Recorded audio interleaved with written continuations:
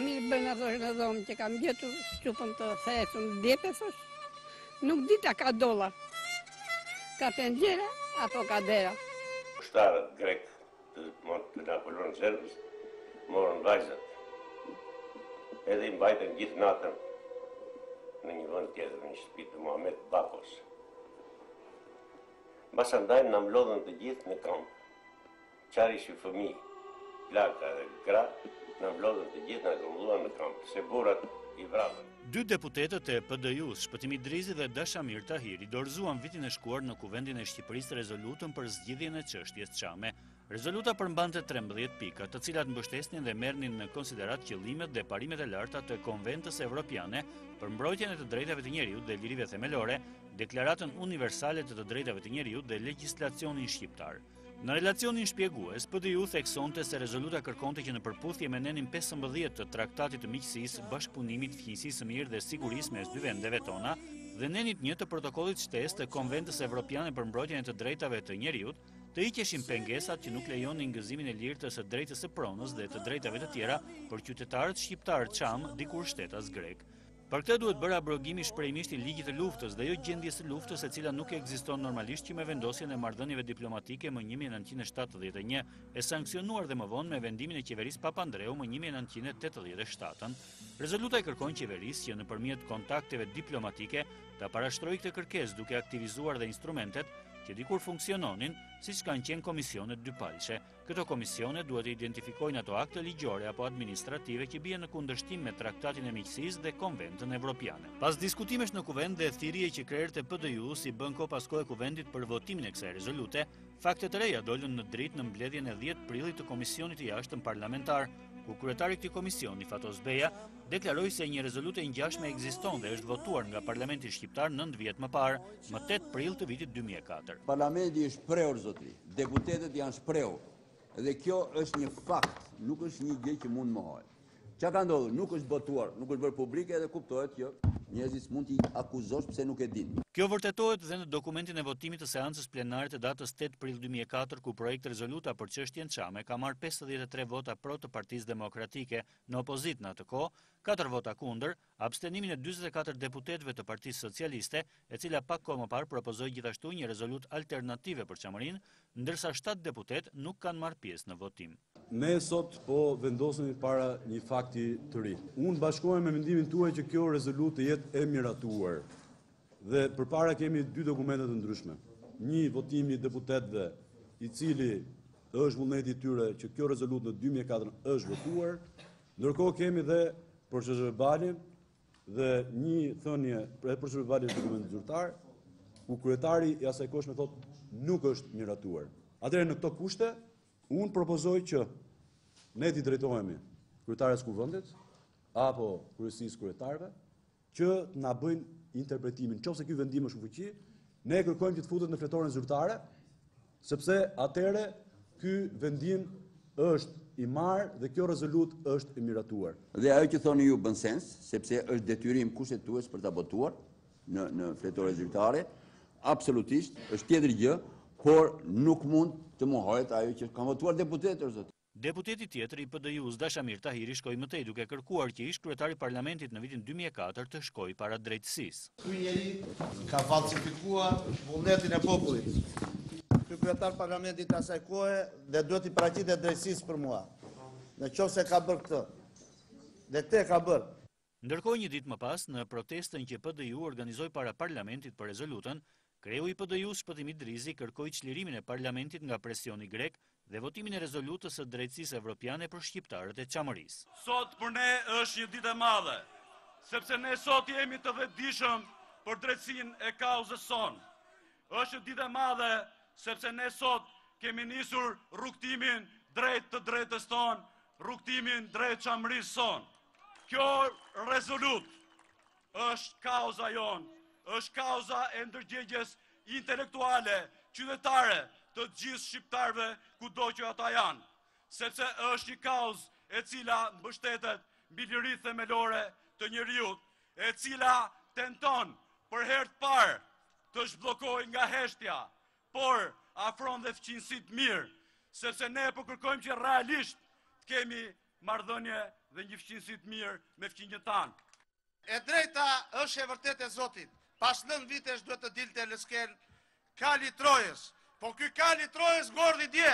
Erdhi koha që ne do të rivendosim historinë dhe do t'i vendosim të gjitha pikat ku janë. Ndërkohë, më 15 prill, kryeparlamentari Topalli u konfirmoi 2 deputetëve të PD-s se rezoluta për çështjen Çame e propozuar kontekstualisht nga Komisioni i Jashtëm i Parlamentit më 8 prill 2004 hyn në fuqi brenda pak ditësh me botimin në fletoren zyrtare.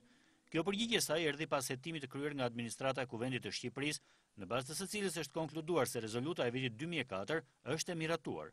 Kryetaria e Kuvendit Jozefina Topalli e ka dërguar rezolutën për botim pas kërkesës zyrtare të 2 deputetëve të PD-s, Shpëtimi Drizi dhe Dashamir Tahiri. Përgjigja e kryetares së Parlamentit, e cila ka në fuqi të rishikojë gabimet procedurale të legjislaturave të mëparshme, në momentin e hyrjes në fuqi ka rëndësi jo thjesht juridike, por edhe politike. Për Partinë për Drejtësi, Integrim dhe Unitet, nxjerrja nga plurat e arresës e këtij teksti rezolute, për të cilën shoqata Çamëria bëri shumë përpjekje duke u përgjakur me policinë, ka kështu një rëndësi simbolike. Presioni dhe këmbëngulja e palëkundur e PD-s çoi në shkundjen e Parlamentit shqiptar deri në demaskimin e një përpjekje për të shtrembruar dhe fshehur miratimin e rezolutës Çame në 2004, akt ky që përbën një shkelje të rëndë dhe të paprecedent. PD-ja gjithashtu deklaroi se do të kërkojë në një kohë të përshtatshme krijimin e një komisioni hetimor për të sqaruar dhe zbardhur rrethanat dhe përgjegjësit e fshehjes së rezolutës së miratuar. Ah, moj Çamëri, të vdekurit e mi kërkoj. Ku janë të vdekurit e mi? Varet e tyre dua t'i shoh. Ku janë varet? Ktheja një zërin Çamëris o djelfmit e mi.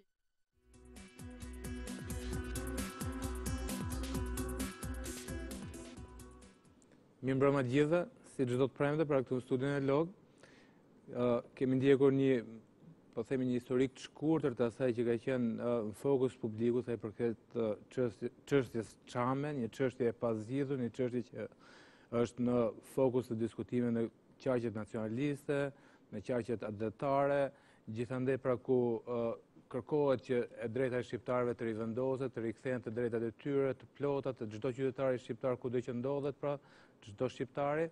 Çështja Çame duket ka marrë një shtytje të rëndësishme, duhet thënë, ajo çfarë ka qenë qëllimi i Partisë Drejtave për Drejtësi, Integrim dhe Unitet gjatë këtyre vite, pra miratimin e rezolute, tashmë sfundmi është bërë mundur, pasi kanë dalë në dritë fakte, dëshmi të reja që kjo rezolut ishte votuar që në 2004, por përfaqësuesit atëherë, drejtuesit atëhershëm të Parlamentit, pra shumica atëhershme socialiste, nuk ishte preferuar që ta zbardhte si duhesh atë moment votimi në Parlament, dhe prej 9 vitesh pra ne kishim një rezolut që nuk ishte hyrë në fuqi. Tashmë kryetaria e Parlamentit ka informuar drejtuesit e partisë që përfaqëson komunitetin Çam Shqipëri, se kjo rezolut tashmë ka hyrë zyrtarisht në fuqi, pra kemi një dokument cilin autoritetet shqiptare do ta kenë si busull orientimit tyre sa herë që flitet për këtë çështje me fqinjet ose në forumet ndërkombëtare. Po për të hyrë në detaje lidhur me çfarë profesion ky rezolut, çfarë ofron me fjalë për komunitetin Çam, por edhe për çdo shqiptar që ka të ndjeshme këtë çështje në zemrën e tij, po themi. Unë ka ftuar një grup intelektualesh që përfaqësojnë Partinë për Drejtësi, Integrim dhe Unitet, duke filluar nga majta ime kam zotin Bazado, zëvendës ministri i Kulturës, një piktor i njohur, por tani është në një pozicion tjetër, po themi, të angazhimit të tij politik. Faleminderit që jeni me mua sot. Kam zotin Adrin Urallari, sekretar politik i kësaj partie, i cili është në rolin e komentatorit shumë herë, po themi, për çështje të ndjeshme politike në vend, por tani është një kaos, cilën ai besoj ka një afeksion, ka një lidhje të fortë, po themi, prej vitesh të angazhimit. Faleminderit. Mirëmbrëma, edhe faleminderit që na ftuat për të një lloj, po themi, kontributi në promovimin e të kësaj çështje. Kam zotin Ilir Kalemaj, koordinator për politikat publike në Partinë për Drejtësi, Integrim dhe Unitet. Mos bëj gabim kur e shqiptoj. Drejtësi, Integrim dhe Unitet. Se është palidhsa. Faleminderit që jeni me mua sot. Kam zotin Ardian Tana, i cili është njëherë është kryetari i shoqatës Çamëria, besoj është një titull shumë i nderuar për ju, dhe zëvendës ministri i Arsimit. Faleminderit që jeni me mua sot. Mirëmbrëma, faleminderit për ftesën. Zotin Urallari, Po shfrytëzoj rastin, po themi që ju jeni komentator politik i çështjeve të ndryshme në Shqipëri, po sa i përket këtyre çështjeve që kanë çështje me theks kombëtar, po themi, sot ka patur një zhvillim shumë të rëndësishëm në Bruksel. Nuk besoj që duhet ta lëmë jashtë fokus sotshëm, pasi është një çështje kombëtare dhe kjo Partia e Drejtësisë dhe Komunitetit është veçanërisht e lidhur me çështjen kombëtare dhe ka një vëmendje të jashtëzakonshme në përgjithësi ndaj zhvillimeve shqiptare në rajon. Çështja e Çame është në themel të çështjes kombëtare, por padyshim që nuk izolohemi dhe nuk kufizohemi vetëm këtu, përkundrazi, ne shihim çështjen e Çame si një ndër si thua flamumbajtësit kryesore të problemeve kombëtare sot, por solidariteti ynë dhe vëmendja jonë është kudo. Pra në Bruksel, siç thash, dy kryeministët, kryeministri i Kosovës dhe kryeministri i Serbisë kanë nënshkruar parimisht një marrëveshje, ende pritet pra firma përfundimtare e palës serbe për t'i dhënë për t'i futur në një epokë të re, po themi marrëdhëniet mes dy vendeve Ballkanit, rajonit Ballkanit, pra siç është Kosova, shteti i ri i Kosovës dhe Serbisë. Ju si e shikoni këtë marrëveshje dhe sa besoni që shqiptarët kanë fituar në këtë? Unë më shoh si lajm të mirë, në fakt, mbase marrëveshja nuk solli atë që ishte më e mira për shqiptarët, por gjithsesi ka sjellë shumë gjëra të mira për shqiptarët, në fakt.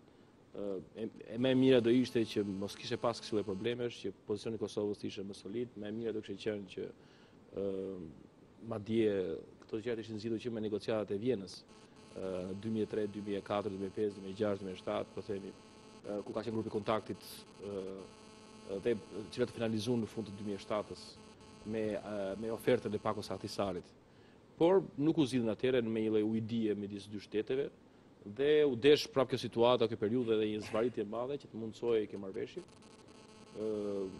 Unë besoj se shqiptarët dalin të fituar aty, pa çka se nuk është maksimumi që ata u takonte ose që meritojnë, por është goxha më mirë se sa ka qenë situata deri tanishme për dy arsye konkrete. Arsye e parë sepse kjo negociat ka qenë e monitoruar, e nisur, e mbështetur dhe e koordinuar nga aleatët tanë. Dhe nuk mund të pritet që aleatët tanë të duan të keqen, madje janë ta aleatë të cilët mundësuan çlirimin e Kosovës dhe ecjen, po them, përpara të veta NATO. Pikërisht. Dhe bëhet fjalë për ato shtete që vetëm çliruan Kosovën, për ato shtete të cilët të parat e njohën Kosovën dhe e përpjekur që Kosova të njihet ndërkombëtarisht.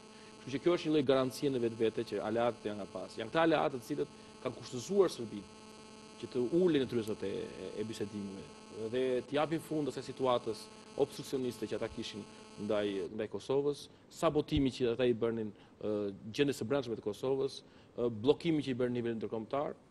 Dhe janë këta aleatë të cilët përfituan për hir të së vërtetës, duhet thënë kjo gjë, përfituan nga një situatë e vështirë ekonomike e Serbisë për ta kushtëzuar Serbinë që të ulen tryeza e pranonte. Pra këto ka një kosto të madhe brenda Beogradit, duhet pranuar e duhet vënë në duke ky fakt që Beogradi, Serbia gjendet në kushte shumë të vështira ekonomike, ka nevojë të jashtëzakonshme për financime nga jashtë. Madje kur u bën zgjedhjet e majit kaluar, erdhën në pushtet ultranacionalistët, erdhi Nikolić, i cili ka qenë kryeminist në kohën edhe ka qenë kryetar i partisë ultranacionaliste, ka qenë në kohën e Miloševićit, dhe erdhi Dačić, i cili ka qenë zëdhënësi i shtypit të Miloševićit, trashëgimtari i partisë së tij, pra më nacionalist si bënte nëna. Dhe në parime, në pamje të parë do të lindte përshtypjen që Serbia po shkon te një dekadë prapa dhe situata ishte shumë e rrezikshme. Një pa ty elementi që ndryshoi situata që fakti që edhe pse erdhën në pushtet si president Nikolić, ata kishin para për të paguar rrogat e punëtorëve deri në shtator. E kishin domosdoshme që të hynin në negociata me FMN, me Bankën Botërore, pas së cilëve Bashkimi Evropian, pas së ri Bashkisë së Amerikës. Dhe gjithë kjo situatë bëri që në farë mënyrë ata ishin shumë të ndjeshëm ndaj presionit të ndërkombëtarëve, pra perëndimorëve dhe aleatëve tanë, që të uleshin në tryezën e negociatave. Kështu që në këtë aspekt është kjo garanci e parë. Elementi i dytë që është vendimtar këtu, që do të vënë në dukje, është se pozicionet e Kosovës nuk kanë ndryshuar shumë prej Pakos Ahtisarit. Domethënë, nëse ne kemi arsye për të ndinjuar për atë që është rënë dakord paraprakisht me Pakun Ahtisarit. Shumë prej atyre që thuhen lëshime dhe që kundërshtohen për hir të së vërtetës janë pjesë e Pakos Ahtisarit. Tani shumë njerëz, po themi, unë më veçantë, meqense jam aktivist i hershëm edhe i shumë i ndjeshëm ndaj zhvillimit të Kosovës, edhe kam punuar aty, kam qenë përfshirë shumë për zhvillime aty. mund t'i mos jem entuziast për pakun atisarit, por duhet të thënë që në momentin që paku atisarit është legjitimuar, ka marrë shumicën Marrëveshja nuk është një dalje është. Jo, pra marrëveshja, për shembull, rasti i asociimit, rasti që është më delikat është asociimi i komunave të veriut. Dhe kjo është interpretuar si një autonomi de facto. Mirë, po, për hir të së vërtetës duhet të theksuar që ky asocion dhe një marrëdhënie drejtpërdrejtë e komunave serbe të Kosovës me Beogradin është paracaktuar në pakun Ahtisarit. Pra, tashmë është rënë dakord. Në një farë mënyrë këtu bëhet për pakun Ahtisarit, e cila është riformuluar në mënyrë që të bëhet e pranueshme për Beogradin tani. E njëjta gjë edhe me policinë, me faktin që do ketë policë që të emërohen nga komunat, 4 komunat e veriut. Do jenë policia e Kosovës. Do jenë pjesë e Kosovës, por do jenë të propozuar nga 4 komunat e do jenë krerët. Gjithë policë. Jo për gjithë policë, absolutisht.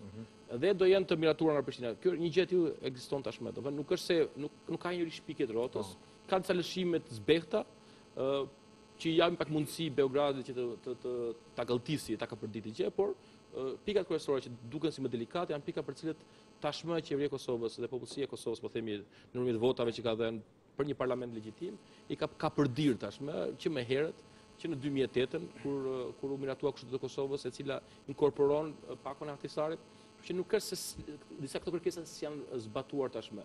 Nga ana tjetër pastaj përfitimi i Serbisë, hyni është i dukshëm që neve zhbllokohet situata e Kosovës në nivel ndërkombëtar, Serbia e ruan integritetin, shtrin autoritetin e saj në gjithë 4 komunat e veriut, Zubipotok, Zvečan, Leposavić edhe Mitrovica e veriut rikthehen në autoritetin e Prishtinës.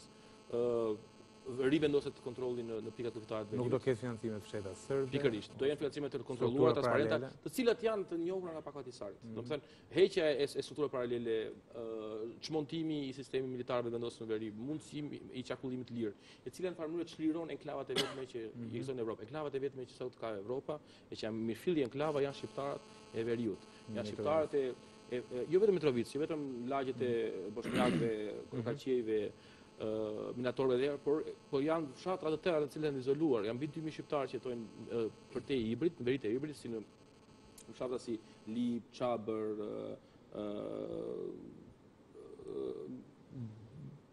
janë shumë fshatra të që vinë në mendje të gjithë, po ka një Bistric, janë shumë fshatra që janë edhe në Leposavić, pra janë goxha në veri në fakt, Zhezh, Boletin, cilat kanë banor shqiptar, janë krejt izoluar nga serbët, janë djegur në presion, i pengojnë serbët që të ndërtojnë shtëpi të reja, strukturat paramilitare ja vështirësojnë lëvizjen, e këta shqiptarët më të izoluar, domethënë. Si na mbetet të shpresojmë që kjo marrëveshje do ka shumë gjasa që të materializohet.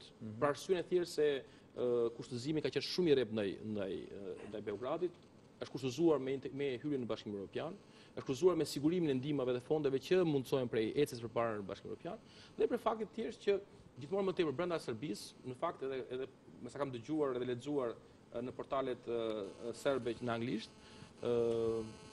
Dačić është jashtëzakonisht i dhënë pas sondazheve, edhe duket edhe klima e opinionit brenda Serbisë ka ndryshuar pozitiv për Kosovën, sepse kriza ekonomike në farë mënyrë ka devijuar vëmendjen, e ka çuar vëmendjen kryesisht te problemet e brendshme dhe ka bërë shumë të nevojshme integrimin evropian se sa ka qenë dikurshëm në fakt. Dhe Beograd tani nuk mund të ketë luksin e njorimit të nevojës, po themi për të integruar. Pra edhe miliona euro nga kontrabanda që zhvillohet në pjesën veriore. Jo vetëm ajo, por edhe kosto, për shembull, buxheti në kohën ka punuar për qeverin e Kosovës, buxheti i Serbisë për struktura paralele në Kosovë ka qenë diku 300 milionë euro, 400 milionë euro në vit. Domethënë ka qenë rrogat majme, në farë mënyrë nëse ka pasur diku te 30.000 serb në veri të Kosovës, 10.000 prej tyre merrin në numër drejt për drejt ose tërthort fonde nga qeveria e Kosovës, secili prej tyre merrte paga. Kështu në farë mënyrë atyre u duhej që të siguronin besnikërinë edhe bindjen e serbëve të Kosovës, nga njëra anë duke joshur me para, duke mbajtur me rroga, dhe nga ana tjetër me struktura paramilitare. Eri një moment e nuk e bërin dot më. Pra do të patur situata që ndodhte në Kosovë brenda. Se kjo është një çështje besoj që do marrë shumë televizionin, por në këtë aspekt është një rast shumë i për të përshëndetur dhe ne përshëndesim arritjen, por unë duke quar më tej dhe atë që thot arsëtimi që thot Adri këtu, që ne shohim që fqinjet tanë gjithmonë kanë kërkuar maksimumin. Edhe kur janë në gjendje më të keqe, ato kërkojnë maksimumin. Qoftë fqiu i ana veriore dhe qoftë dhe jugu, e kërkojnë maksimumin e gjëra edhe kur janë shumë keq. Pra, kjo duhet na mësojë ne që edhe ne të jemi shumë solid dhe shumë kërkues në ato që ne parashtrojmë në kërkesat tona, sidomos në karakterit kombëtar. Dhe kjo përkon edhe me politikat që ka partia jonë, PDU-ja, e cila është pikërisht për mbrojtjen e çështjes kombëtare, sigurisht në themel të cilës qëndron dhe çështja çame. Pikërisht qëndresa që ne bëmë, qëndresa që i bëjmë edhe ekspansionit grek, qoftë edhe atësaj që ne mund ta marrim tashmë edhe të mirëqen këtë pjesë realizimi i një marrëveshje në Kosovë, edhe Serbia ulet, por prap ne na jep atë mundësi që të shohim se çfarë bëhet me fqinjet tanë, të cilët kërkojnë maksimumin e gjërave, edhe atje kur nuk kanë të drejtë dhe atje ndërkohë që ne kemi shumë të drejta dhe duhet të ulemi dhe ne në Ballkan të jemi tashmë të barabartë, sepse besoj që këto vitet e fundit janë vitet e shqiptarëve dhe po punon koha për shqiptarët, atë që u tha dhe këtu nga Adri, që aleatët tanë sigurisht e pranuar këtë marrëveshje që bëhet mes Kosovës dhe Serbisë, në këtë kontekst që duke ndihmuar për të zgjidhjen e çështjes, dhe këtu zgjidhet një çështje e madhe, sigurisht që ato çështja është kthehet në normaliteti dhe krijohet një bazë. Dhe për të thyer pas çështja çave, në momentin që kopsitet, po themi, si thua, edhe dhe ku ka qenë vëmendje dhe maksimumi i vëmendjes për shumë arsye i gjithë komunitetit shqiptar, kudo që jeton, qoftë në trojet e veta, qoftë në diasporë, pra gjithë vëmendja ka qenë te Kosova, tani kemi mundësi dhe rehatin dhe komoditetin të merrem me çështje të tjera që janë lënë pas dore dhe nuk ishin aq imediate në kuptimin e gravitetit dhe kërcënimit, sepse padyshim të gjithë shqiptarët kanë qenë të mobilizuar nga çështja e Kosovës, për faktin e thjeshtë se atje vazhdonte terrori shtetëror dita ditës gjatë kohës Miloševićit. Tani me kjo çështje zgjidhur dhe me këtë lloj marrëveshje, pothuaj, kjo po shkon te normalitetit, padyshim që shumë vende do fillojnë do reken, po themi, që ta njohin Kosovën, edhe ne kemi mundësi që të merrem me çështje të tjera të lëna pas dore.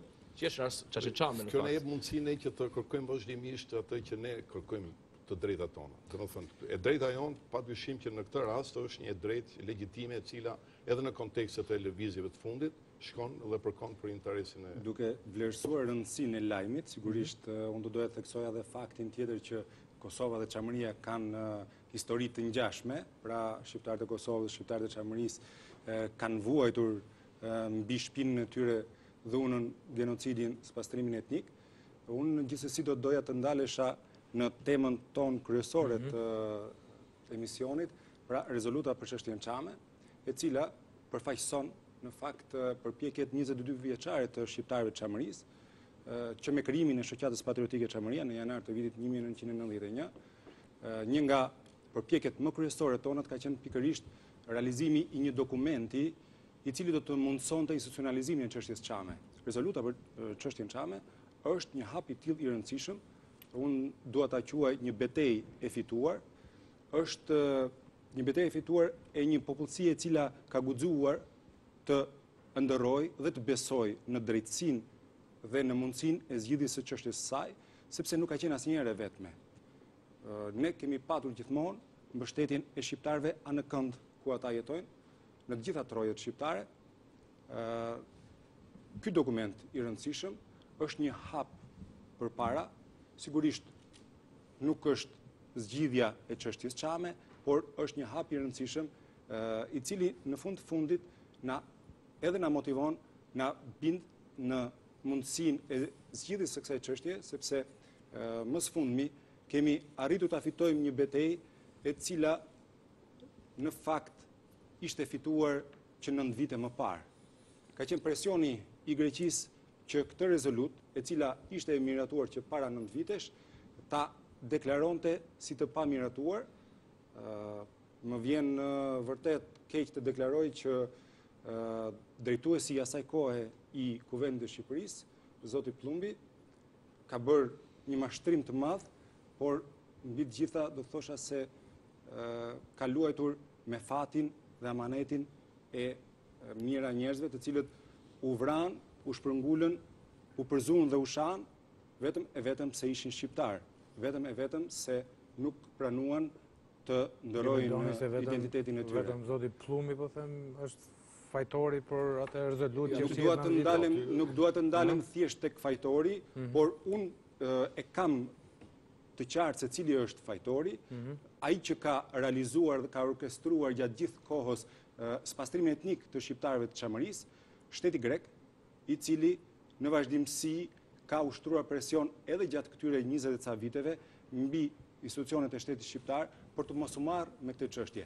Dhe ndaj unë besoj se rezoluta për çështjen Çame, përveç të tjerash, është edhe një hap i rëndësishëm drejt dinjitetit të politikës shqiptare. Përmes miratimit të kësaj rezolute, sigurisht politika shqiptare është bërë më e zëshme dhe më dinjitoze në përballje me politikën dhe me institucionet e shtetit grek, sepse më së fundmi kemi vendosur, le të themi, bazat e reciprocitetit në marrëdhëniet mes të dy vendeve. Gjithmonë, ajo çfarë ka ndodhur ka qenë që Greqia ka kërkuar dhe Shqipëria ka plotësuar çfarë është kërkuar për Greqisë. Traktati i miqësisë mes dy vendeve në fakt ka funksionuar gjithmonë vetëm me një kahje, me kahjen e plotësimit të kërkesave të Greqisë.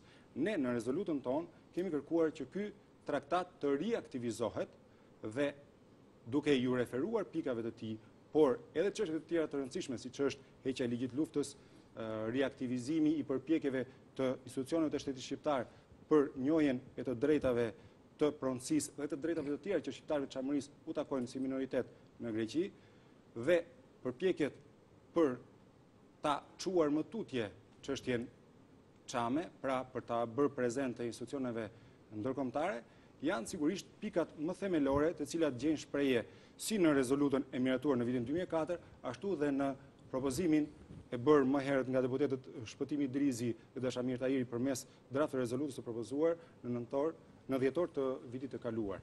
Gjithsesi, unë do doja ta përkufizoja edhe një herë rezolutën për çështjen Çame si një rezolut të amanetit, një rezolut të së drejtës dhe që mbështetet mbi këto parime të rëndësishme, siç janë pra parimi i të drejtës së pronës, i lëvizjes së lirë dhe liritë të tjera themelore të njerëzit.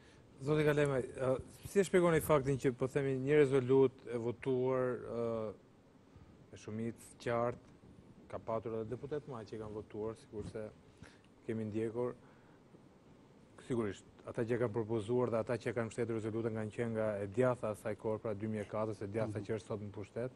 Por si mund të shpjegohet që mund të fshihet, mund të manipulohet një rezultat dhe po themi të varroset ajo që ka qenë ëndra e një komuniteti kaq të rëndësishëm për çështjen kombëtare? Absolutisht, dhe duke pyetja që ndronë shumë e drejtë dhe në vimësit asaj që tha dhe zotit Tana, aso kohë shoqata Çamëria e cila u krijua dhe thelbi i së cilës thelbi kryesor që pikërisht përfaqësimi i interesave të komunitetit Çam dhe pikërisht rezoluta do i shërbente kuadrit normativ, ligjor, për nga ku do buronte edhe marrëdhënien ndërshtetërore mes dy vendeve.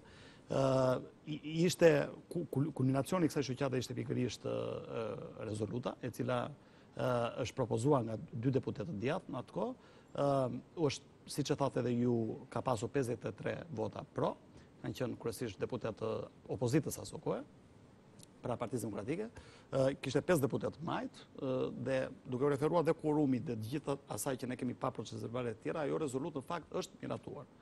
Por aty qëndron edhe një lloj makiavelizmi apo një lloj tërheqje pa kuptimt e iniciuar sidomos nga përgjegjësi kryesor që ishte edhe kryetari i seancës zoti Severuli. Se juve që ishit jashtë në atë kohë që miratohesh rezoluta juve dhe ju rau policia. Unë kam patur fatin të jem edhe brenda në parlament, edhe jashtë më pasi u deklarua se nuk u miratua, dhe shumë prej antarëve të shoqatës patriotike Çamëria dhe mbështetësve tanë, të ardhur nga rrethet ndryshme, janë goditur nga policia.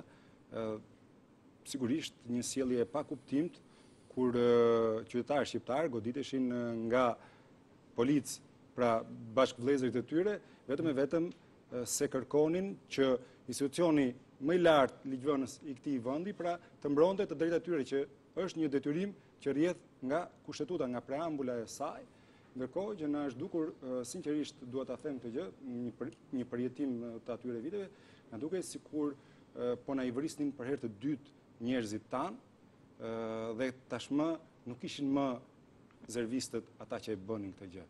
Megjithatë, unë dua ta kapërcej këtë moment, sepse realisht tashmë jemi përballë një momenti të rëndësishëm, siç është miratimi i rezolutës, dhe unë dua ta quaj vërtet një hap të rëndësishëm, një betejë që ne kemi fituar, një betejë që na nxit të vazhdojmë tutje për zbatimin e pikave të kësaj rezolute.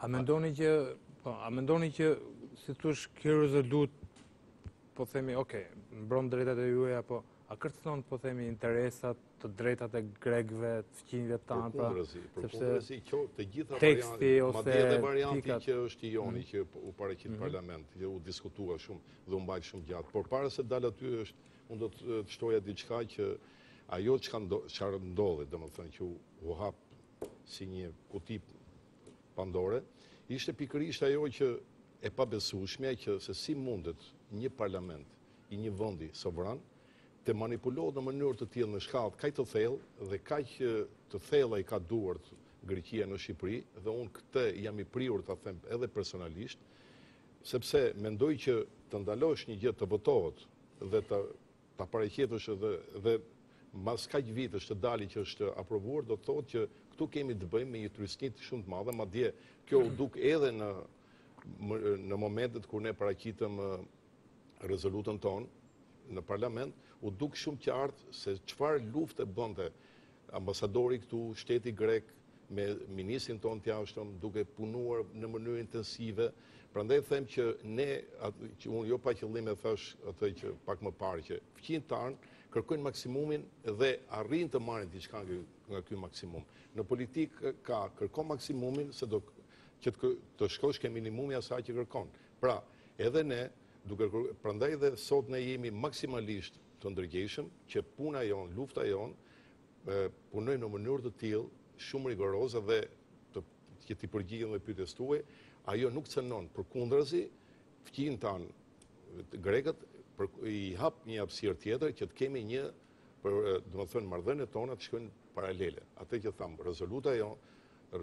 rezoluta heq disa pengesa në marrëdhëniet mes dy vendeve. Nuk mund të vazhdoj, nuk mund të marrëdhënie të shëndetshme të ardhmen mbështetur në hipokrizi, në një anshmëri, në lënien e plagëve të hapura, të cilat gjithmonë mund majisen e të cili mlefe në të ardhmen, dhe në një mungesë reciprociteti. Faktikisht, traktati i miqësisë mes dy shteteve tona, firmos në 96-ën, ka qenë i tërë unilateral. Jo 96-ën. 96. Po, është i gjithë unilateral. Faktikisht, disa prej kërkesave që ne kemi paraqiter në projekt rezolutën tonë, por edhe ato që ka qenë 2004, lidhen drejt për drejt me çështje që i referohen tratatit të miqësisë dhe në asnjë dhe pikërisht për kjo është rrezikshmëria më e madhe. Për çështje që kanë bënë për të drejtën e popullsisë çame për të marrë pronat, për abrogimin e krye ligjeve. Po janë Të drejtën e kemi patur në fokus medias, në fokus politikanëve. Kujtoj kryeministri Berisha që herët takimet e para ka shprehur këtë kërkesë. Kam dëgjuar ministrat e tjerë të jashtëm që kanë bërë këtë gjë. Kemi memorie shumë të hershme sepse shken shumë drejt. Ka dy faza. Kjo është çështje e ngritur vazhdimisht. Shumë drejt. Nuk është se po themi ka patur një stepje ose një ka pasur stepje të jashtëzakonshme. Pas 96. Masën periudha të ndryshme. Pas 96. Ka pasur. Ne kujtojmë se gjë në 96 kemi patur marrëdhënie shumë të caktuara. Kjo është paradoksi, kjo është paradoksi. Shqipëria ka pasur shumë më tepër dinjitet, kurajo dhe përgjegjësi për interesat e veta në periudhën më të keqe të saj të mundshme. Ju e dini mirë dhe mbani më mirë çka qenë fillimi i tranzicionit. Ne kemi vujtur për bukë, ne na kanë ardhur operacioni Pelikan për të na ushqyer. Ne kemi pasur ndërhyrje ushtarake, edhe pse shteti më homogjen i Evropës, kemi pas ndërhyrje ushtarake të huaj për të na mbajtur rendin dhe për mundësuar furnizimin me nevoja bazike të vendit. Po si shpjegoni? Thjesht fakti ardhes socialistëve, majtëve në pushtete. Jo, ka qenë në 96 kjo gjë dhe për hirtë së vërtetës, po mos ishte PDU-ja, po mos ishte shoqata Çamëria, e cila ngriti zërin, dhe po mos ishte PDU-ja që bëri presionin, kjo do ishte ngjerë akoma në arkive. Dhe duhet shtu element tjetër që përveç se PDU-ja ka një kontribut thelbësor, këtu se them, mbase më duket modeste, por presioni ynë e ka mundësuar të gjë. Por është element tjetër që është një rimëkëmbje e krenarisë kombëtare. Pra nëse publiku atëherë mund ta injoronte, sepse atëherë ishte kryesisht një lëvizje ose një angazhim dhe përfshirje dhe impresion që vinte nga një segment i shoqërisë, të cilët e kishin memorie kolektive, po themi të ndezur, të gjallë, sepse kishin plagë të hapur, edhe kishin të moshuarit në shtëpitë e tyre që tregonin makabritetin e tragjedisë Çame në vetë të parë, pra se kishin dëshmitar të gjallë. Tani me çështja Çame është një çështje shumë më mirë e njohur, ka një solidaritet mbar kombëtar, ka një vedije të jashtëzakonshme mbi këtë çështje dhe kjo gjë ka bërë që krijohet një lloj klime e tillë ku nuk mund të injorohet një çështje e tillë. Pra janë një kombinim faktorësh, i pari është sepse janë përdorur mekanizma politik. Është vërtet që ka ardhur e djatha, por ka 8 vjet e djatha që është në pushtet, për të së vërtetës. Dhe po të kishte pas një vullnet mirë, kjo që ishte zbardhur më herët ose ishte krijuar një projekt rezultere. Projekti rezultere jon, po themi, është nisëm e partisë për drejtësi, integrim, imunitet dhe ekspresioni i madh që është bërë në komision, që në farë mënyre detyroi shkundjen e parlamentit, hapjen e gjitha arkivave, duke të plurën e indiferencës dhe haresës, që padyshim në krahun e majt ka qenë më madh kaluar, por nuk ka munguar as nga Partia Demokratike, dhe detyroi atë lloj shkundje themelesh, sepse u duk që ishte serioze. Partia Drejtësi dhe Imunitet ka qenë koherente në veprimin e saj, ka refuzuar poste politike, nuk është shitur, po themi, dhe nuk ka mbyllur gojen në këmbim të të një ministrie apo të disa drejtorive ose të ministrave të tjerë, dhe ka këmbgullur madje duke kërcënuar, po themi, edhe ndryshimin e krave. Është një klimë e cila është krijuar fal PDU-s.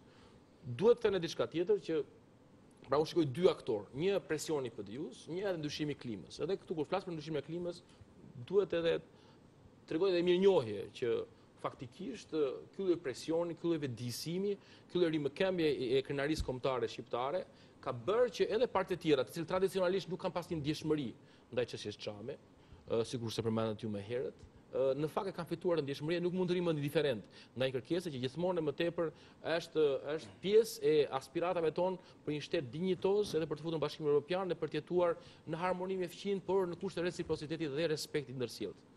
Dhe faktikisht Partia Socialiste e ka futur në programin e vetë çështjes Çame, jo sipas asaj vullnet dëshirës mirë, ku di unë, se do të kishte bërë më herë, po ishte thjesht çështje vullneti, por sepse ka një klim, ka një presion, ka një rimëkëmbje kombëtare, një krenari që është duke ngritur në nivel mbar kombëtar, por në mënyrë të çantë në Shqipëri, dhe ofroi një projekt rezolut, që edhe kjo është një lloj po themi ndryshimi 180 gradë nga çka bërë Partia Socialiste në të kaluar. Ashtu sikurse Partia Lëvizje Socialiste Integrim dhe Partia Republikane u shprehen haptazi pas një rezervë për ta firmosur dhe votuar rezolutën që ne kemi paraqitur në parlament. Pra unë shikoj si kombinim të dy faktorëve këtë gjë dhe fatmirësisht Shqipëria sot nuk është më Shqipëria e 2004-s, ne jemi vend antar i NATO-s, ne nuk kemi ne vëmendje ndërkombëtare aso kohë e kemi pas të përqendruar te zgjidhja e çështjes së Kosovës, te konsolidimi i pozitave të shqiptarëve brenda Maqedonisë, te përmirësimi i gjendjes së shqiptarëve në Malzi edhe në Preshevë. Këto çështje të hapura kombëtare nuk janë plotësuar, ne sapo fol pak më herë për këtë çështje, por janë në rrugën e duhur. Ka dokumenta, ka institucione, për shembull marrëveshja e bërë me Çovicin për shembull për Preshevën, ato nuk është zbatuar plotësisht gjendja e shqiptarëve të Preshevës, le edhe për të dëshuar, por ka një strukturë konstitucionale, po themi, për të akomoduar të drejtat e shqiptarëve në Preshevë. Në Maqedoni ne kemi jo vetëm marrëveshjen e Ohrit, por ne kemi një komandant të ushtrisë qendrore të Kosovës, i bëhet ministri i mbrojtjes atje. Në Malzi gjendja po le për dëshiruar, pa është prapë konsoliduar. Shqiptarët e Malzi kanë një pasaportë shqiptare, mbredhin edhe mbajnë flamurin shqiptar pa kurfar problemi. Kështu që ajo që ka ngelur është mohimi total i drejtave të shqiptarëve të Çamërisë. Atyre që janë dëbuar, aty që janë akoma aty, që janë në presion të vazhdueshëm asimilimi dhe vetmohimi. Se neve një ndër gjërat e kërkesës që kemi pasur ka qenë pikërisht njohja e drejtë minoritetit të shqiptarëve të Çamërisë që nuk u dëbuan, që janë me përkatësi fetare ortodoks. Ashtu sikurse rikthimi i shumë të drejtave të bllokuara, të mohuara për një kohë shumë të gjatë të shqiptarëve të Çamërisë që janë dëbuar që gjenden për këtej kufili. Kështu që neve kemi këtë situatë ku nuk kemi as atë lloj si thua prioritetesh, sepse nëse flasim për prioriteti kryesor është frenimi i një padrejtësie që është duke u bërë. Dhe neve fatmirësisht gjendje shqiptarëve kemi të tillë që janë frenuar padrejtësitë. Tani do të kthehemi merrem padrejtësitë të skaluarës. Duhet i vëmë ato që janë ende të hapura edhe nuk kanë as edhe një hap përkundrejt zgjidhjes së tyre. Kishte shumë të drejtë. Fillipi të 90 ne kemi pasur një shtet shumë të varfër, shumë të dobët. Nuk ishim pjesëmarrës në organizata ndërkombëtare siç jemi tani. E prapse kemi pasur kuraje dhe dinjitet dhe krenari. Dhe kjo si thua pati kulmin e vet në 94 kur Parlamenti i Republikës së Shqipërisë pati kurajon që ta rivendikonte në mënyrë institucionale dhe ligjore tragjedin Çame duke shpallur datën 27 qershor si dita e gjenocidit Çam. Dhe pra ndërkohë ka pasur një regres jashtëzakonshëm.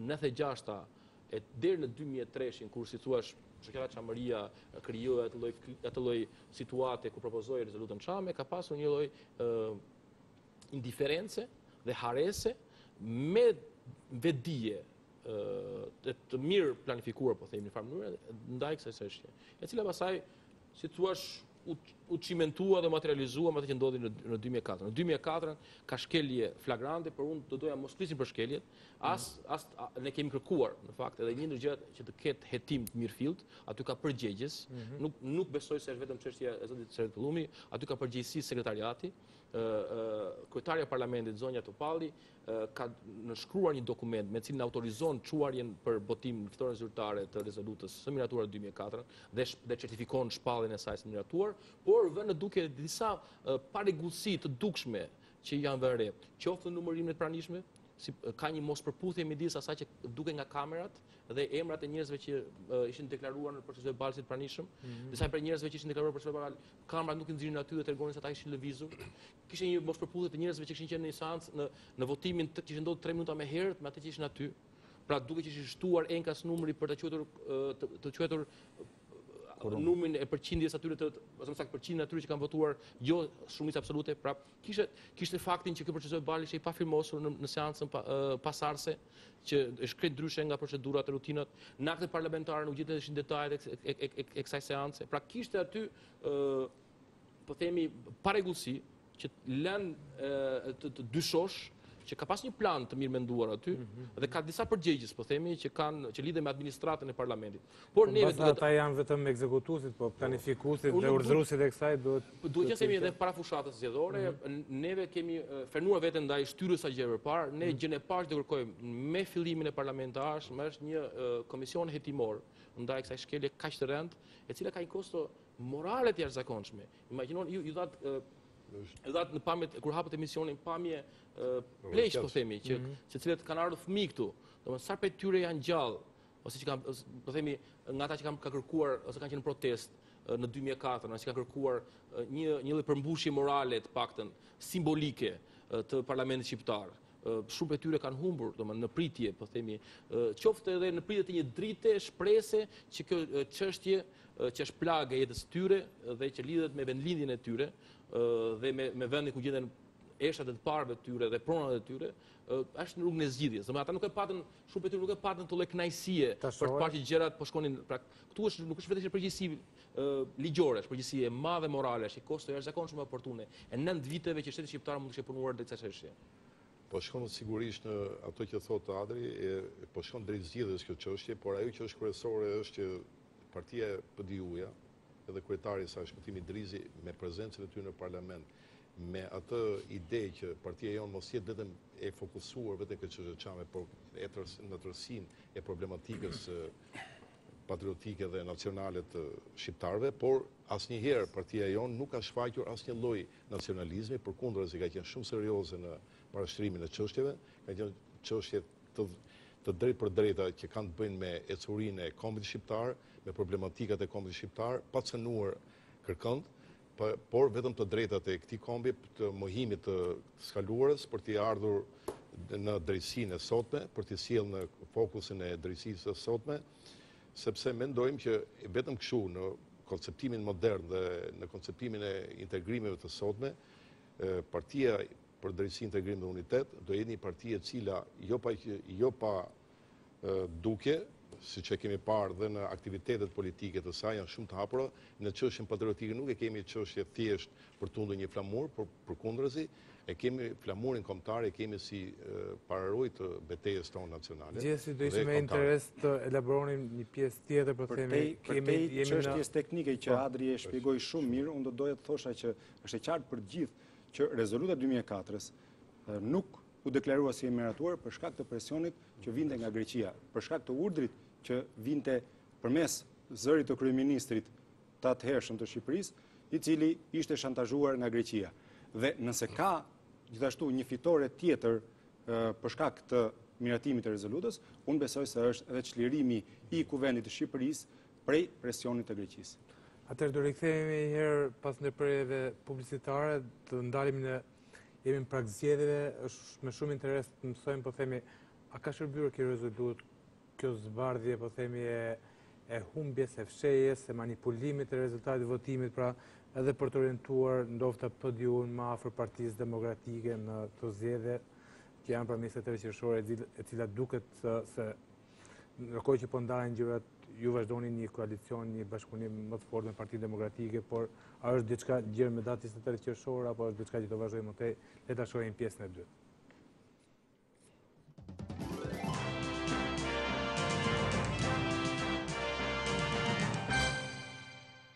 Zemër, gjithmonë kthehemi në shtëpi vonë, ham shpejt, ti ke laptopin, unë i lërat e veta, kemi nevojë të kalojmë kohë bashk, si familje.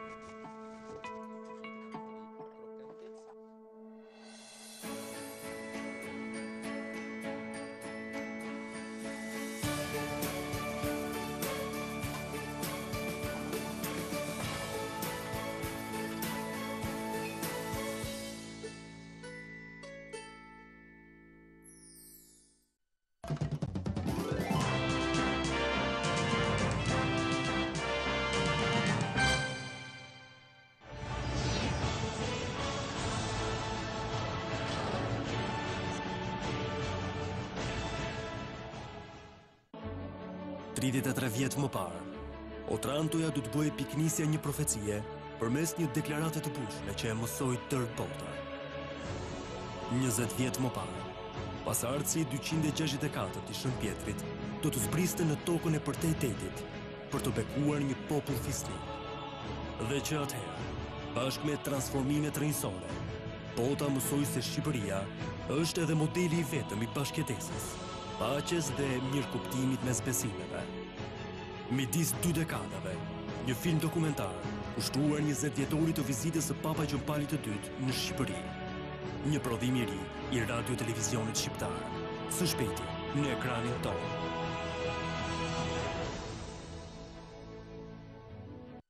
RTS Digital, e vetmja paket tërësisht falas në shërbim të teleshikuesit. Ju mund të zgjidhni ndërmjet 5 kanaleve të deritanishme: RTS HD, RTS Sport, RTS Muzik, RTS Art dhe Radio Televizioni i Kosovës. Në RTS HD do ndiqni programet e televizionit shqiptar në formatin më cilësor të zërit dhe të figurës televizive. Në vazhdën e përpjekjeve për unifikimin e sinjalit digital në Shqipërisë dhe Kosovës, tashmë RTK me programet e saj do të jetë pjesë e platformës pa pagesë të të gjithë shqiptarëve, RTS Digital. Në RTS Sport do të shijoni emocionet e ndeshjeve të kombëtares, Superligës shqiptare dhe eventet sportive nga vendi dhe bota. Në RTS Muzik do të ndiqni nostalgjinë e muzikës son ndër vite, ato popullore dhe qytetare, hitet më të reja dhe koncerte nga artistë me famë botërore. RTS Art do të vite kjo me filmat, dokumentarët, teatrut më të mirë shqiptar dhe të huaj, muzikë klasike, balet dhe operat më të famshme. Por jo vetëm kaq, në RTS Art, fëmijët kanë hapësirën e tyre televizive si askund tjetër. RTS Digital, televizioni i gjithëve.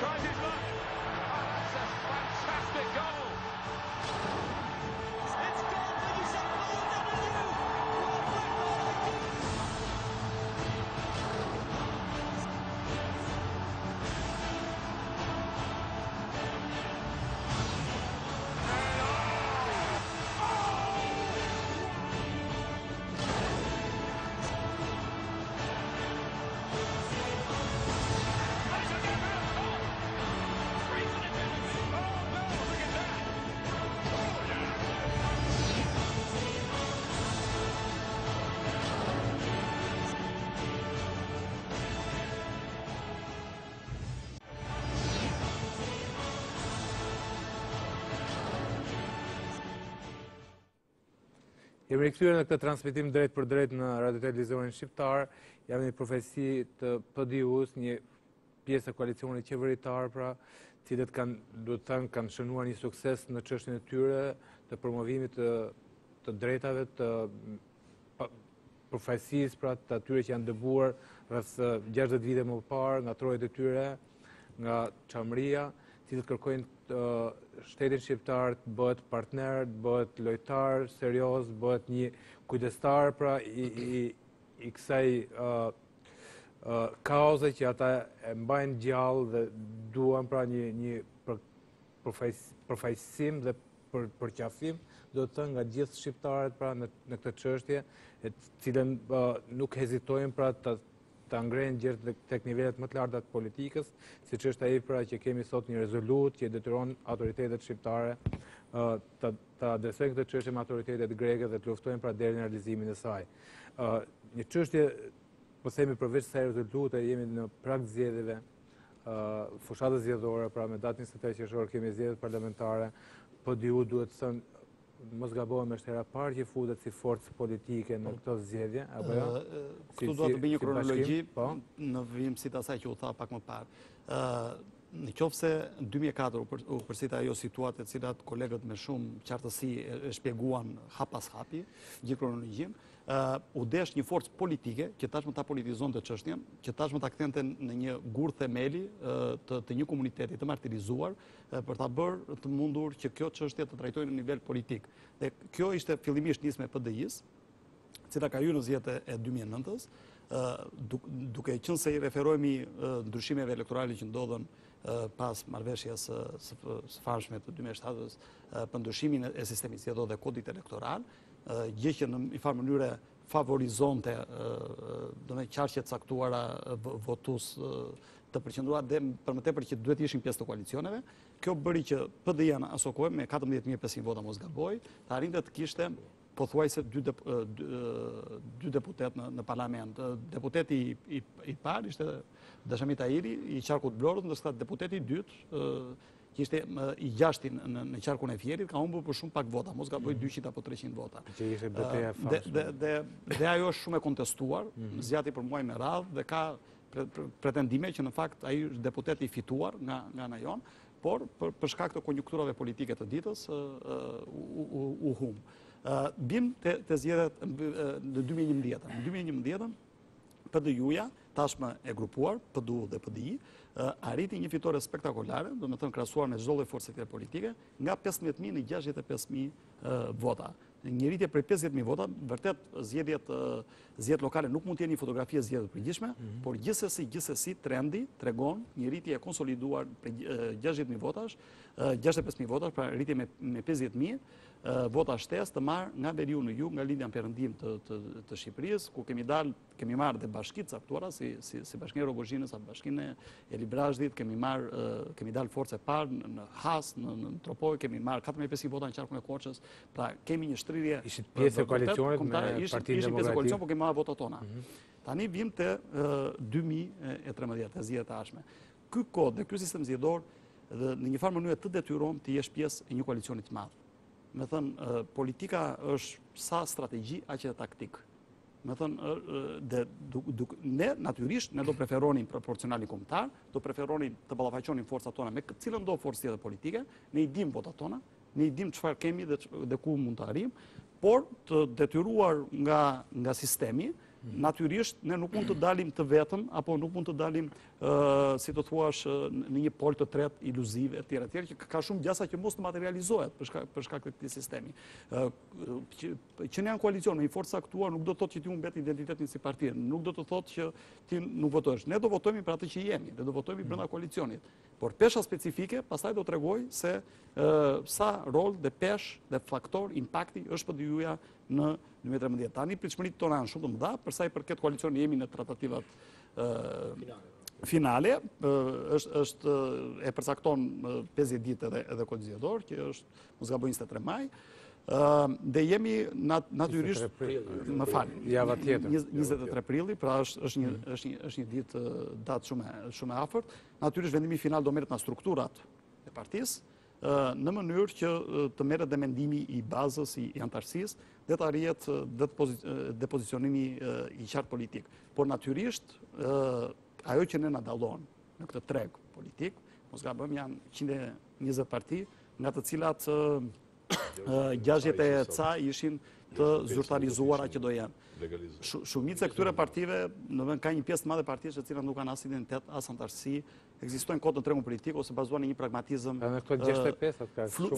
fluid, ndërkohë që ne kemi identitet, kemi qartësi veprimi, kemi një trajektore e cila dikton një rritje të vazhdueshme konstante, një besim në elektorat dhe një antarësi në një farë mënyrë të solidarizuar, të mobilizuar, vetëm 48 orë mjaftuan që të vinin në shesh 8-9.000 dhe të detyronin parlamentin të shpluroste një rezolut, ndoshta të haruan ato sirtar, po që tashmë është bërë një fakt dhe një sukses i materializimit të fitores së një prej kuajve të betejës Partisë për Drejtësi, Integrim dhe Unitet.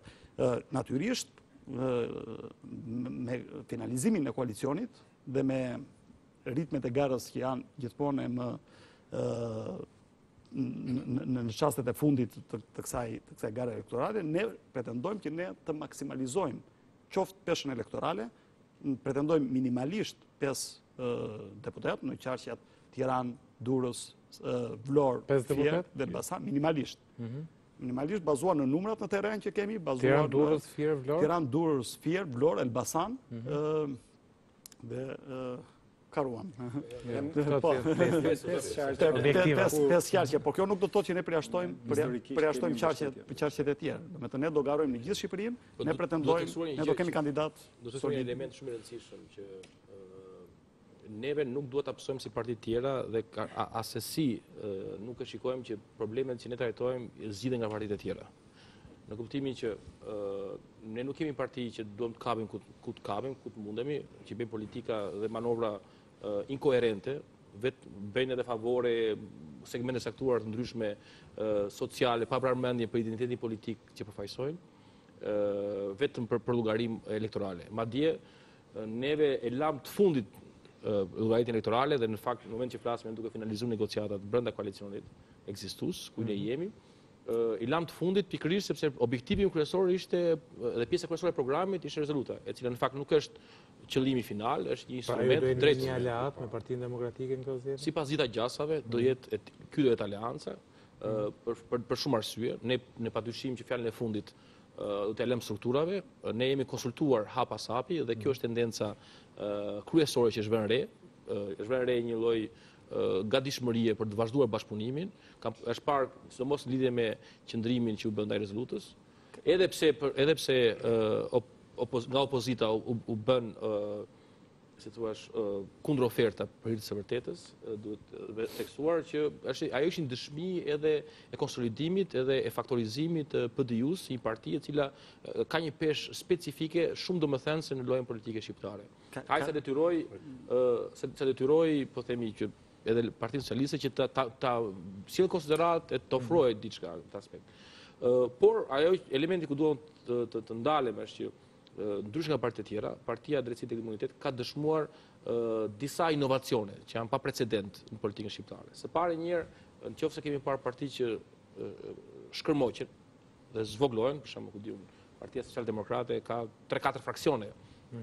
Parti të reja, domethënë, ose partitë tjera të mëdha ka pasur skizma të ndryshme. Po nga komuniteti Çam ka një tendencë. Komuniteti Çam ka krijuar një komuniteti Çam është një komunitet forcë tjetër, më duket, që pretendon që përfaqëson komuniteti Çam, bashkimi i individëve që përfaqësojnë interesat personale të sponsorizuara. Komuniteti Çam nuk është i gjithë në PDU për të së vërtetës.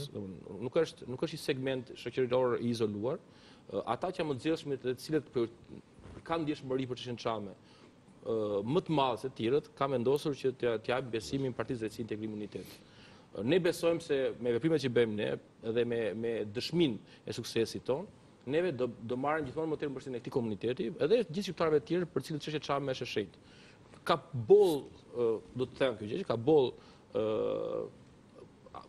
pjesëtar të komunitetit Çam, që përkasin dhe janë votues dhe antar edhe zellshëm, edhe në parlament madje të partive të tjera, themi. Dhe do të vënë duke që ka shumë syresh të komunitetit Çam, të cilët, duke qenë se janë antarë të partive të tjera, janë të gatshëm të bëjnë pjesë e makinacioneve, diversioniste, sabotuse, që partitë e tjera ndërmarrin ndaj Partisë Drejtësi Integrim Unitet për qëllime të ngushta elektorale, duke parë që kjo është parti që po konsolidohet edhe po kafshon vota, po themi, në mënyrë se si ata e shikojnë, edhe në atë pjesë që ata e kanë konsideruar të sigurt. Kështu që kjo të tilla taktike diversioniste ka pafundëm. Me thonë shikojmë se si vendosen aty këtu nga partitë ndryshme në për lista njerëz si ka qenë dikur e marrë vendosen njerëz që ka qenë dikur të djathtë, se ka qenë dikur pronar, se dikur të përsekutuar, shikojmë çka ka koalicionet. Shikojmë, kështu që këto taktika diversioniste nuk tregojnë fare për çfarë. Ajo që është vëre është dy formacione politike të regjistruara, që ishin të regjistruara dhe njohura zyrtarisht si parti, ishte PDI dhe PDU-ja, u bashkuan. Krejt e kundërta me çfarë ndodh me të kaluarën. Shoqata Çamëria një Shoqata është një mbështetje e madhe. Shoqata Çamëria është trumbullari i krijimit të partisë. Domethënë, trumbullari i nismës edhe formimit të një partie politike.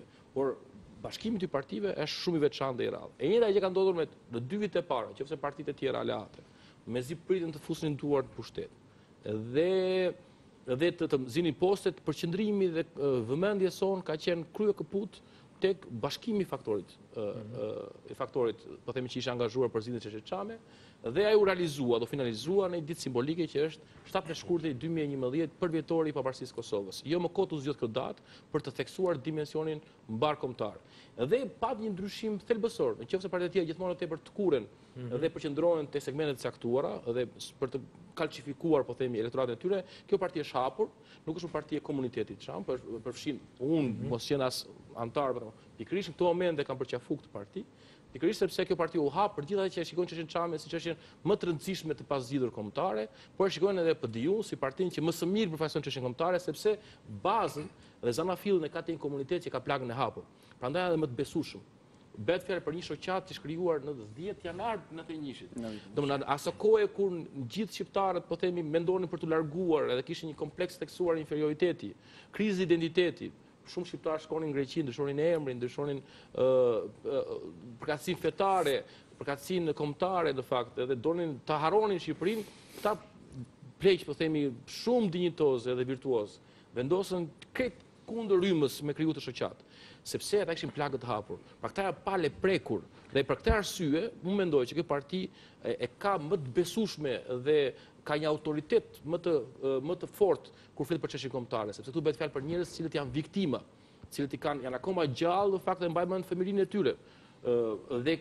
Dhe prandaj neve kemi si thua arsye për të garuar me një lloj komoditeti, sepse kemi një vazhdimsi të palëkundur, e cila u vërtetua dhe më së fundi, ku pavarësisht prej ofertave, edhe të opozitës, edhe mazhorancës, qoftë oferta për të kaluar tutje në këmbim të diçkaje, qoftë oferta për të qëndruar tu për të harruar rezolutën, ne nuk lëshuam ne qëndruam stoik për të realizuar objektivin ton dhe një premtim elektoral i cilin ne kishim bërë. Zoti Drizi kishte vënë bazë. Ngjarja 2004-s duhet të sjell diçka në kujtesë në fakt, është arsyeja kryesore e krijimit të Partisë për Drejtësi dhe Integrim aso kohë, fakti që ne nuk ishim përfaqësim politik, pra çoi edhe në atë maskarad të zbuluar së fundmi në lidhje me lojrat politike që u zhvilluan atë kohë, pra për ta deklaruar rezolutën si të pamiratuar dhe për të mbërritur në nivelet e organizimit politik ku shqiptarët e Çamërisë tashmë nuk janë më vetëm, por janë hapur si forcë politike dhe ky formacion politik, pra Partia për Drejtësi, Integrim dhe Unitet, përfshin brenda vetes shqiptarë nga të gjitha trevat, dhe kjo është shumë e rëndësishme për të përmendur, por unë do doja të ndalesha në një fakt që e bën PDI-un vërtet një forcë të besueshme politike, sepse gjatë gjithë kohës ka patur një profil të qartë dhe konsekuent. Asnjëherë nuk kemi marrë teza dhe t'i lëm ato gjatë rrugës apo t'i ndryshojmë. Gjithkohon ne kemi folur për patriotizmin pragmatik shqiptar, ne kemi folur për bashkimin e shqiptarëve, po duke nisur nga bashkimi ekonomik i vendeve, sigurisht duke patur në fokusin ton kryesor dhe si busull pikërisht atë çfarë deklarohet në preambulën e Kushtetutës së Republikës së Shqipërisë, ku flitet qartazi për aspiratën e kombit shqiptar për bashkim. Fakti që PDU-ja tashmë është në këtë situatë të sotme, që është situata më e shkëlqyer e një partie politike që rritet vazhdimisht, edhe ne gjasat janë që ne të marrim pjesë të gjitha qendrat, do më thonë do kemi kandidat. Keni profesim të mirë politik në parlament, por dhe në qeveri. Fakti është që ne jemi shumë serios, fakti është ky që ne jemi serios, jemi parti serioze që çdo aksioni jonë politik merret me seriozitet madh, diskutohet në forumet tona, dhe gjithçka që produkti që del një produkt I cili është në dobi të çështës shqiptare, në dobi të patriotizmit dhe në dobi të asaj që ne pretendojmë të vazhdimsi për të zgjidhur çështjen sigurisht shqiptarëve të Çamërisë dhe fakti që ne nuk jemi më vetëm parti e fokusuar tek grupimi Çam, siç e tha dhe Adri që ne nuk pretendojmë që kemi gjithë Çamët, por ne kemi shumë njerëz, jo vetëm në parti që është edhe Adri është një nga figurat kryesore kësaj partie, por edhe në për të gjitha rrethet ne kemi përfaqësimet madje deri në Tropoj, ne dalim forcë dytë. Pra kjo tregon që bashkimi me partinë tonë, me seriozitetin tonë, me aksionin tonë politik, ka të bëjë me atë që ndjesi që ne kemi përçuar, seriozitet që kemi përçuar, sepse e kanë parë që vërtet ne kemi qenë njerëz të cilët vim nga shtresat të ndryshme, vim nga profesionet të ndryshme, por jemi serios dhe kemi dhënë rezultate në profesionet tona dhe duam t'i japim rezultat edhe për një çështje më të madhe që është çështja kombëtare dhe zgjidhja e çështës Çamës sigurisht është një nga ato pjesë e rëndësishme saj. Pjesë e rëndësishme. Zotë Kalema, mbajmë në një intervistë që kam patur me zotin Idrizi këtu në këtë studio, kemi folur lidhur me atë çfarë ka qenë një perceptim I imponuar I propagandës komuniste për komunitetin Çam. Dhe ai sa që ajo ka patur një bazë, po themi në momentin që Temeseko u shpall armik nga diktatori dhe gjithë ai ishte një ushtarak I lartë, po themi I asaj kohe, dhe gjithë propaganda e sigurimit shtetit, propaganda komuniste I trajtonte Çamët si të pabes. Dhe në një sens pra ata u bën një herësh edhe kundërshtar të regjimit, sepse regjimi donte si kundërshtar, donte po themi në ato listat e veta që kishte për të ekzekutuar politikat e veta të shtypjes terrorit e tjera me radhë, dhe ka një bindje të përgjithshme po themi që komuniteti Çam është në tërësi po themi anon nga e djatha. Raste të tilla janë po themi pesha që ata kanë losur në rezultatet e djathës në Vlorë, në Fier, në Durrës. Mendoni që si tush kjo pjesë I takon PDU-s apo si tush PDU-ja nuk ka ndofta një synim po themi të ruaj një ndjeshmëri djathtë? Absolutisht. Persekutimi që ka ndodhur në regjim komunist është një nga elementët traumatik ku ka prekur veçmarisht këtë komunitet, pavarësisht se është një plagë e hapur për gjithë shqiptarët. Mos të harrojmë që kanë qenë mbi 500.000 të burgosur të internuar, të vrarë, të përshkatuar me gjyq, pa gjyqe etj. Rasti Temesekos është rast emblematik ku persekutuar një komunitet I tërë, domethënë për u gjet një alibi apo që të sjell atë rastin Dreyfus në Francë, për shembull. Por ajo që ju thatë është e vërtetë, unë vetëm në Vlora dhe komuniteti Çam ka qenë tradicionalisht një nga shtyllat kryesore të së djathtës në Partisë Demokratike në rastin konkret. Por për sa I përket trajektores së PDU-s, është demonstruar vit pas viti, kohë pas kohe, muaj pas muaj, që kjo parti ka një identitet caktuar, që kjo parti ka shtylla dhe kolona të qëndrueshme që do I rezistojnë kohës dhe hapësirës. Ka demonstruar që një vit e ca pasi partia u konsolidua, nuk pranoi të merrte asnjë lloj posti në asnjë lloj niveli, sepse nuk ishte kjo e rëndësishme, po ishte rëndësishme kauza, ishte rëndësishme identiteti. Dhe të gjitha ka demonstruar së fundi, ju sot rastin, ku zoti Idrizi refuzoi postin e ministrit të ekonomisë. Dhe tha, rezoluta është ajo të cilën ne kemi vënë theksin ton. Pra, nuk pranoi ta shkëmbente me asnjë lloj. Dhe të gjithë kjo konsekuencë është përblyer duke bërë që radhët të shtohen vit pas viti, muaj pas muaj, ditë pas dite. Gjithë kjo ne na jep atë nga ana tjetër ne kemi kuadrot e nevojshme, kemi njerëzit e nevojshëm, të përgatitje nevojshme për të shërbyer institucionalisht aty ku na kërkohet, duke dhënë kontributin ton teknokratik, teknik, profesional në mënyrë që t'i shërbejmë sa më mirë ndërtimit të institucioneve. Dhe ka dhe një fakt tjetër që do ta përmendja pak më parë, që demonstron akoma më tepër këtë sinergji apo këtë konsistencë, është fakti që ne nuk kemi bllokuar në parlament asnjë lloj ligji dhe asnjë lloj gjë që mund të bëjë pengesë për integrimin e vendit, që mund të bëjë pengesë për thellimin e demokratizimit dhe të institucionalizimit. Pra kur nuk kemi kushtozuar, ligje që kanë të bëjnë me shtetëndërtimin, ligje që kanë të bëjnë me mbarvajtjen e ekonomisë, ligje që kanë të bëjnë me mbarvajtjen e procesit të integrimit, ligje që kanë të bëjnë me proceset e thellimit të institucioneve bazuar në interesa të vogla, meskine apo gjithmonë kemi vënë përpara Shqipërinë dhe pastaj kanë ardhur Ndërkohë që kemi sjell një kontribut shumë të rëndësishëm për sa i përket interesave kombëtar, dhe duhet përmend faktin që amendamentet e propozuara nga dy deputetët e PD-jus në Parlamentin shqiptar, pra për censusin, sollën pikërisht pamundësimin e manovrimit me shifrat nga Kjo është edhe ndëshmi e identitetit veçantë të PD-jus, që kur vjen fjala për programin e vet, nuk heq dorë nga ky program, nuk e shkelet program, pavarësisht se kjo mu thoj edhe refuzimin e përfitimeve të qenë në qeveri.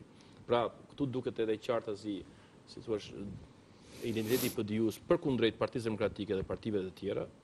Partia Drejtësi Integrim Imunitet nuk është tojc as apendiks, madje Partia Drejtësi Integrim Imunitet ka ardhur pikërisht si pasojë nga njëra anë nevojës për të patur një parti që të mirëfill politike, për të bërë atë që do ta kishte bërë shteti shqiptar, partitë të tjera, që është marrë me çështjen kombëtare në përgjithësi dhe me çështjen çame në veçantë, pra kompensoi dhe mbushi një boshllek që partitë të tjera e kishin lënë, me vedije, pa vedije, dhe së dyti, është krijuar dhe konsoliduar në parti me identitet qartë, me një ofertë të qartë, me një kontratë me qytetarin, në kushte kur partitë e tjera janë gjithmonë tepër pragmatike. Do ta kushtozoni koalicionin? Ne kemi kushtozuar në të kaluar koalicionin. Do ta kushtozoni, po themi, nëse vjen PBDN-ja. Jo, ne nuk kemi parti anti-greke. Kjo është një lloj përpjekje dashakeqe në fakt që vjen nga qarqe caktuara, të cilët duan ta stigmatizojnë PD-jun, ta nxjerrin si parti ksenofobe. Nuk kemi kusht, po themi të tjerë. Kushtet tona, ne kemi kushte, por nuk lidhen me PBDN. PBDN-ja është një parti e minoritetit shqiptar. Ne kemi probleme me mënyrën se si sillet zoti Dule, i cili për shembull ka shkuar minutë heshtje për të vrarë e tragjedisë çame. Nuk është ngritur, ka ndërtuar ulur në mënyrë arrogante, ndërkohë që të tjerë përfaqësues të komunitetit minoritar kanë vendosur me ikë nga Sallos, edhe janë ngritur në këmbë. Pra ne kemi këtyre probleme me mënyrën se si sillet era erës zoti Dule në përkëmbje poshtërimi që ai tregon ndaj çështjes. Por nuk kemi probleme me minoritetin grek, përkundrazi, ne sepse besojmë dhe mendojmë se drejtat e minoriteteve janë shumë të rëndësishme. Ne prandaj kemi futur kërkesën tonë për drejtat e minoritetit shqiptar në Greqi në fakt. Pra neve respektojmë edhe disa gjëra që për minoritetin janë shtrenjshëm, çështje pronës të tjera dhe ne për ne janë të shtrenjta, kështu që ne nuk kemi ksenofobe, ne nuk duam ta nxisim patriotizmin, nacionalizmin mbështetur tek urrejtjet e tjerëve. Por dashurinë e vetë. Çfarë kushtesh mund të keni ndaj për të futur në koalicion me Partinë Ne kushte kemi, kushte që kanë të bëjnë me ideologjinë, pra ne do kërkojmë në këtë marrëveshje do bëjmë pika konkrete që të lidhen jo vetëm me zvenin e zbatimit të rezolutës përzihen së çame, materializimin e saj në hapa konkret, por edhe kërkesa që kanë të bëjnë me profilin ton patriotik, si për shembull rritjen e buxhetit për sigurinë, në mbrojtjen dhe diplomacinë, që janë sektore kyç që kanë të bëjnë me dinjitetin e shtetit shqiptar, migracion diaspor, ndërtimin kemi nga më të lartët, shpenzojmë më shumë se gjithë tjerët në Europë, kuptimin në përqindje të GDP-s. Po dhe jo. Jemi nga vendet më disiplinuara në NATO. Po, ke pasur ushtrimet masakruar, ke pasur ushtrimet lëmpazdore, kemi edhe shtetet që dhe nuk është e vërtet për diplomacinë për shembull. Nuk është e vërtet për shembull. NATO na ka vlerësuar në kuptimin e atyre që shpenzimet që kryejmë realizimin e atyre. Jo vetëm në këtë kemi përtërsi edhe për NATO na ka vlerësuar neve që kemi përqindje të lartë shpenzime në siguri. Për sa i përket mbrojtjes, po themi. Ne kemi përqindje që ende se s'ka 2% me sa di unë, sipas asaj krizës po themi. Ka vajtur. Është më pak se kemi më të mirë se të tjerët. Nuk ka. Po, por kemi ushtrime të keqe sepse ka ardhur nga 97 e shkatruar. Neve kemi një industri, mund të hyrë se kjo është sektori, politika, sigurie, mund të hyrë të flasim për arsenalet ushtarake që ka fqinjët, që ne s'kemi asnjë helikopter sulmus, që nuk kemi asnjë avion, ndërkohë që komshinët kanë avion, ndërkohë që neve nuk kemi. Mos hyjmë detaj në fakt, por kemi ushtri e NATO-s, i kanë marrë ata përsi për gjitha këto gjëra. Jo, neve nuk kemi me futin e NATO, nuk kemi hequr nga sovraniteti i shtetit shqiptar. Shteti shqiptar është institucioni që përfaqëson më të mirë interesat e shqiptarëve. Dhe ka dy anëtarë, varet për kundër kujt. Edhe për kundër kujt do, besoj. Jo, absolutisht jo. Neve si shtet kemi për detyrë dhe mbrojtje dhe garantimin e sigurisë edhe shqiptarëve që janë në vende jo të NATO-s. Domethënë neve në preambulla na kërkon solidaritet. Kush mund të jetë një pikë tjetër po themi atyre kushteve për shembull, një ndër prioritetet e EPDU-s është ndryshimi i sjelljes së shtetit shqiptar ndaj diasporës dhe migracionit. Ne kemi kërkuar Komitetin e Diasporës, kjo është ndër gjërat që ne jemi relativisht indinjuar nga Partia Demokratike, mungesë serioziteti në cilën ajo e ka trajtuar të çështjen. Ne do kërkojmë që kjo jo vetëm të bëhet Komiteti i Diasporës për cilën është pas rënë dakord dhe është dëshmuar një mungesë vullneti nga Partia Demokratike për të materializuar, por do kërkojmë që këtë të ngjerë akoma mundësisht një ministri, sepse ne kemi 1/3 e popullsisë dhe ka 7 vende të botës që ka institucione enka të profilizuara për diasporën. 1/3 atyre vetëm pas vitit 2005, është një trend ndërkombëtar kjo gjë. 26 shtete e kanë në nivel ministrie. Dhe për rritje të vërtetës, duhet të thënë që shteti shqiptar është i dyti në botë për sa i përket përqindjes së emigracionit. Po të shtojmë tu diasporën historike, po të shtojmë tu diasporën e bashkombasve tanë të dëbuar nga trojtë e tyre gjatë gjithë këtyre dekadave poshtërimi dhe apartheidi në ish Jugosllavi, ne kemi diasporë shumë më të madhe se shumë vende të tjera. Kështu që neve këtë ta kishim prioritet shumë më herët. Pra ne kemi aspekte të tjera që kanë të bëjnë me diplomacinë tonë dhe për kujdesin tonë në shqiptarëve në rajon. Për shembull, ne duam dhe kërkojmë që të ketë një konsullat në Preshev, një konsullat në Ulqin, një konsullat në Manastir, ku të mundësohet aty ku shqiptarët janë të lënë pas zonë. Këto nuk janë kushte për të futur në koalicion. Jo. Këto janë programi ynë i cili ne do luftojmë që ta realizojmë. Jo, unë po them disa prej gjërave të programore të cilat ne do duam që të realizohen në një koalicion qeveritar. Pra, meqenëse ju përmendet, këto janë ato renditen në gjëra prioritetet tona, spikace. Ne pa dyshim që kërkojmë dhe do shikojmë si pjesë e programit tonë, i cili fatkeqësisht është eklipsuar nga prioriteti i rezolutës, por së shpejt do spaloset edhe për pikat tona programore. Ne besojmë që shteti ynë ka nevojë për një vëmendje të jashtëzakonshme në rritjen e frymës konsensuale për të bërë reforma thelbësore që kanë të bëjnë me sistemin e drejtësisë, që kërkon edhe një shumicë cilësuar fakt që kanë të bëjnë me çështjen e pronës, që është një plagë e madhe ngelur prapa dhe lënë pas dore për kohë shumë të gjatë dhe pa të cilën vështirë se ecën ekonomia shqiptare. Ne kërkojmë reforma që kanë të bëjnë me garantimin e sigurisë së jetës në këtë vend, që nuk lidhen vetëm me aspektet e sigurisë mbrojtjes, por lidhen me faktin që ka të bëjë me sigurinë teknike, ka të bëjë me shëndetin. Pra, neve kemi pika programore të cilat do duam që të jenë të inkuadruara në çfarë do lloj koalicioni i qeverisës në të ardhmen. Dhe këto kanë të bëjnë me ato pjesë identitetit tonë të cilat ne do të shtyjmë përpara. Ka dhe aspekte të tjera teknike, konkretisht negociatat e fundit janë dhe lidhen me mbarvajtjen dhe mirëkuptimin në administrimin e procesit zgjedhor, ku ne kërkojmë që të kemi mundësi që anëtarët tanë të mund të garantojnë procesin zgjedhor dhe të krijohet një modus operandi, po themi, bashkëpunues. Ne kemi pasur një përvojë negative në të kaluarën. Ju do keni profesion në komisionet zonale, besoj. Ne jemi në 5 zona. Kjo është edhe pika e negociatave që pritet të finalizohet shumë shpejt. Pra këto dy janë, si thua, kushtet kryesore para elektorale. Një që neve çështjen çame në veçanti, çështjen kombëtare në përgjithësi, duam ta kemi të reflektuar në çfarë do lloj marrëveshje para dhe post elektorale. Dhe ne kemi disa prioritete këtu që janë të pakundërshtueshme, që mund të materializohen pastaj në politika publike praktike. Dhe së dyti, duam që të ketë një lojalitet mes aleatëve. Ne kemi parë që peshku madh ha të voglin brenda aleancës në të kaluarën. Ne do dojmë që kjo gjë mos ndodhi kësaj radhe. Edhe për këtë gjë kërkojmë garanci konkrete, qoftë në mënyrën e organizimit të procesit, qoftë në mënyrën e ndarjes të komisionerëve, të numëruesve, të vëzhguesve në terren. Kjo është faza, si thua, ku ne kemi hyrë tani. Pra, me qenë se ne jemi parti reale, me forcë reale, me fuqi reale, duam që këto të jenë reale edhe në këtë bashkëpunim që kemi ne. Unë ju uroj sukses në negociatat. Faleminderit për mundësinë që na dhanë për të folur, për PD-un këtu. Shumë faleminderit që ishit sot me mua. Bashkë do rishihemi të martën që vjen në atë debat, pra në atë format që kemi filluar në debatin mes dy forcave kryesore politike për programet që ata paraqesin për shqiptarët me datën 23 qershor. Gjithsesi duhet ju falenderoj një herë që ishit me mua sot dhe patë mundësi po themi të promovoni çështjen tuaj atë që është tepër e rëndësishme po themi jo vetëm për ju, por për çdo shqiptar që do të mirën e vendit të tij. Atëherë mbetet ju falenderoj dhe juve që na ndoqët, bashkë mirupafshim, natën e mirë.